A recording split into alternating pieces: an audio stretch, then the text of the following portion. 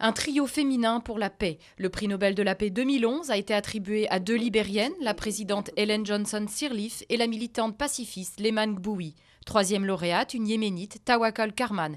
Elles sont récompensées pour leur lutte non violente en faveur de la sécurité des femmes.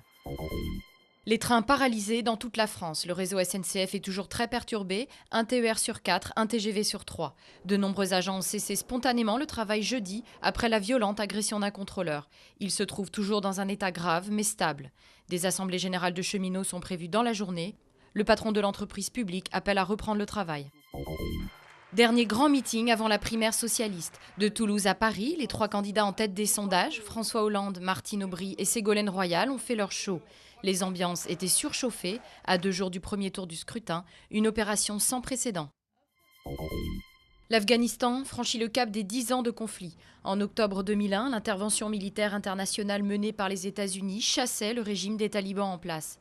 Mais avec le temps, l'opération a pris des allures de bourbier pour les Occidentaux, dont le retrait doit s'achever en 2014. Les 10 ans d'occupation n'ont pas permis de venir à bout des insurgés islamistes et le pays est très loin de la paix. Des jours fatidiques pour les Bleus. La France reçoit l'Albanie vendredi soir. Elle doit l'emporter si elle veut sauvegarder son maigre avantage en tête du groupe D des qualificatifs de l'Euro 2012. Elle pourra ainsi affronter la Bosnie mardi. Le travail de reconstruction du sélectionneur Laurent Blanc sera alors récompensé.